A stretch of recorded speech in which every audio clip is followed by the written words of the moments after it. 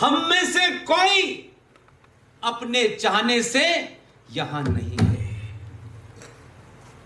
ये प्रकृति ने हमको चुन लिया है, वो ही हमसे करा रही है, हमारी कोई ताकत नहीं है।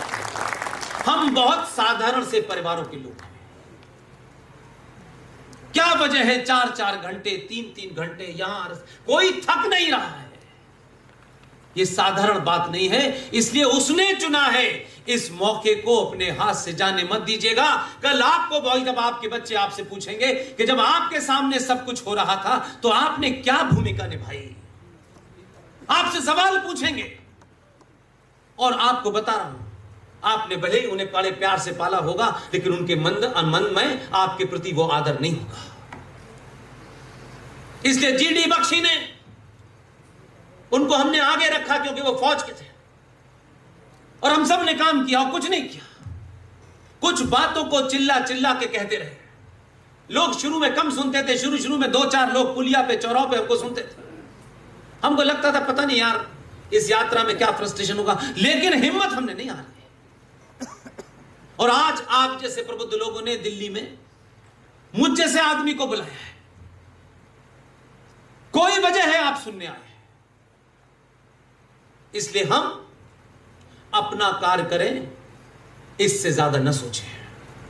सरकार को जो करना है करेगी, क्योंकि मैं ये मानता हूं अभी तक आप, सरकारें आपको जो बताती थी आप कर रहे हैं।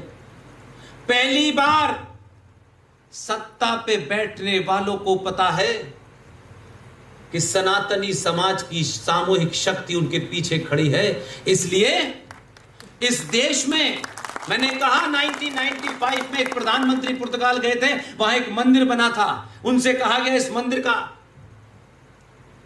उद्घाटन होना था, वहां पुर्तगाल के प्रेसिडेंट भी मौजूद थे। उन प्रधानमंत्री ने कहा no, I am prime minister of a secular country, I can't do this.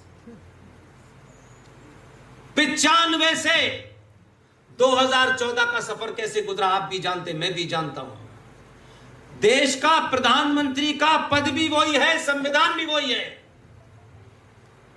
बदलाव आप में हुआ तो प्रधानमंत्री में भी हुआ, और प्रधानमंत्री में हुआ उसको पता है कि मुझे क्यों चुना गया है। इसलिए नेपाल गया, नेपाल के राष्ट्रपति से बात करने से पहले पशुपतिनाथ के मंदिर में 8 घंटे पूजा करके निकला। माथे पे उसके तिलक थे, इतने रुद्राक्ष थे, लगता था प्रधानमंत्री अंदर गया था, कोई संत बाहर निकल के आया। उसने आपको और मुझे ये मैसेज दिया, एक कायरो डरपोकों सनातनियों, मैंने इस देश के सबसे सर्वोच्च पद का शपथ ली है। सवाल मुझ पे उठ सकते हैं न उठें, जब मैं अपनी पहचान से कंप्रोमाइज नहीं कर रहा हूं तो तुमको मंदिर जाने से, तिलक लगाने से किसने रोका?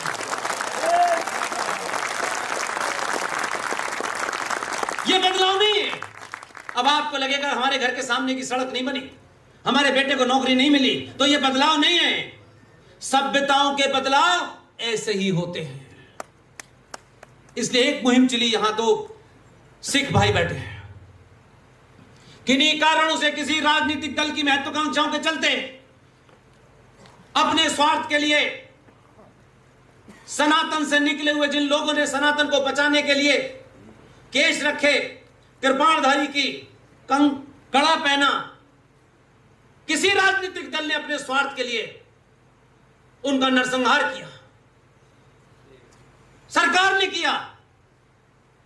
हमारी और आपकी जिम्मेदारी क्या थी? हम 1984 से लेके आज तक यह एहसास नहीं करा पाए, तुम हमारे अपने नहीं, हमारे हम तुम्हारे हैं, यह नहीं करा पाए एहसास। और उस राजनीतिक दल के स्वार्थों में आकर के हमने इनको भी, ये नहीं हमारे नहीं है। 1984 में जो षड्यंत्र हुआ उसके बाद की घटना बता रहा हूं, इसलिए आज भी अगर इसको नहीं जानेंगे तो एजेंडा नहीं समझेंगे कि इस राष्ट्र के अंदर कैसी कैसी ताकतों ने कहां लाके खड़ा कर दिया है। 1984 में दिल्ली में 3,500 सिखों का कत्लेआम हुआ। एक नरेटिव क्रिएट किया गया 3 मूर्ति से, हिंदुओं ने मारा है। और उसी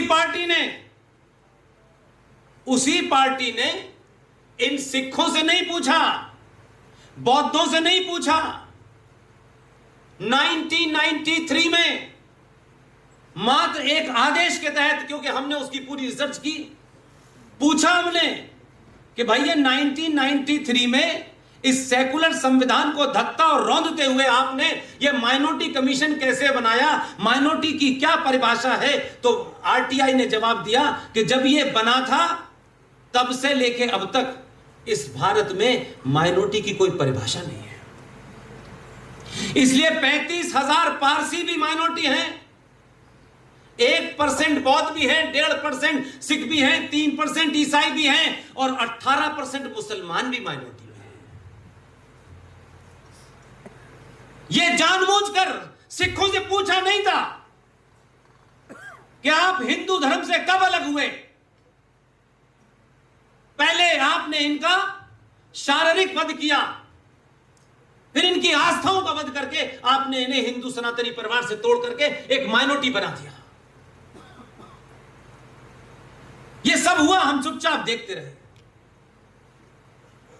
इसलिए आज जो लोग बाबा विश्वनाथ के बारे में जब बात करते हैं, टेलीविजन पे तरह तरह के जमूरे आते हैं, छोटी दाढ़ी, लंबी दाढ़ी, टेढ़ी टोपी, पजामा नीचे, कुर्ता ऊपर, और क्या लिखते हैं। अभी अच्छा किया, वो हमारे दोस्त हैं राहुल शिवशंकर, उन्होंने पूछा कि you call yourself Islamic scholar, कहां से डिग्री ली है? नहीं सर, हम इस्लाम के बारे में जानते हैं। अबे इस्लाम के बारे में जानना और इस्लामिक स्कॉलर कहना दो अलग अलग बातें हैं। ये कि हर आदमी आता है इस्लामिक स्कॉलर कहलाता है। उनसे पूछा, भाई डिबेट हुई, किसी ने पूछा कि 1991 का जो भारत की संसद में पास हुआ कानून था, प्लेसेस ऑफ वर्शिप एक्ट, जब बाबा निकल आए, बाबा ने कहा मैं यहां बैठा हूं, कहां इधर उधर बना रहे हो? गुजरात वाले को बताया तुमने सब बना दिया है। वो जो मराठा बेटी थी इंदौर की अहिल्याबाई होलकर, जिस आताताई ने उस मंदिर को तोड़ा था, बाबा की तस्वीर मूर्ति उठा करके जो अलग रखी है, जहां आप और हम जाते हैं और बाबा पे दूध चढ़ाते हैं, हमने कभी नहीं पूछा। ये कायरता की निशानी है, इस पे हमें शर्माना चाहिए और गलती की है तो मानना चाहिए। हमारे शास्त्रों के हिसाब से जहां जहां शिवलिंग है, ज्योतिर्लिंग है हमारा, उसकी पूर्ण तभी होती है जब उस शिवलिंग के सामने नंदी बैठा हो। जहां नंदी है वहां बाबा नहीं थे, एक आताताई ने तोड़ के फेंक दिया, वहां लगा दिया। अहिल्याबाई होलकर गई। अहिल्याबाई होलकर कौन थी? मराठा थी। उनको अपनी मुंह दिखाई में जो पैसा मिला था, उस पैसे से बनारस का मंदिर का जीर्णोद्धार किया था। ऐसा नहीं है कि पुरुषार्थी नहीं थे, लेकिन हम दिन रात पूजा करने वाले लोग, आस्था में रहने वाले लोग, इतने साइंटिफिक बैकग्राउंड के लोग, ये पूछा नहीं कि जहां हम बाबा के ऊपर दूध चढ़ा रहे हैं, इस दूध चढ़ाने का कोई फायदा नहीं होगा, क्योंकि बाबा का जो मंदिर है, जो रूप है, जो शास्त्रों में लिखा है, जो साइंस के ऊपर आधारित है, हिंदुस्तान में क्या दुनिया में एक भी मंदिर जो सनातनियों ने बनाया है शुद्ध रूप से साइंटिफिक है। आप उसे आस्था से वैसे ही जोड़ रहे हैं जैसे पानी डालना पीपल को पानी देना था। आप अभी भी नहीं समझ पा रहे। लेकिन हुआ यह कि आपके राजा ने सौंदर्यीकरण किया, सब कुछ किया, सब अच्छा है। सब ढूंढ रहे थे बाबा कहां है, असली बाबा कहां है। जब सब कुछ हो गया, उस गुजराती ने कुछ काम छोड़ दिया है। सारा सौंदर्यीकरण हो गया है, 10 लोग नहीं खड़े हो सकते, 10,000 हो जाते हैं आज। जब सब तैयार कर दिया तो बाबा ने कहा मैं यहां बैठा हूं, अब इसको तोड़ो और मुझे लगा। बाबा ने खुद प्रकट होकर के कहा कि तुम्हें कहीं नहीं जाना। उसका माध्यम किसी को बनाया, ये अलग बात है।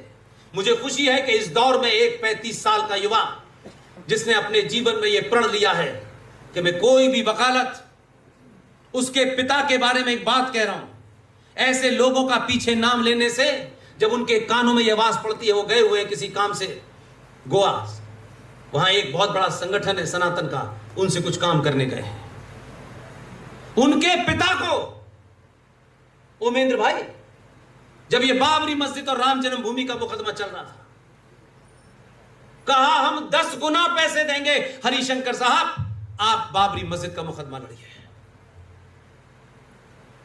हरिशंकर ने कहा 10 करोड़ भी दोगे तब भी नहीं लड़ूंगा। आज उनका बेटा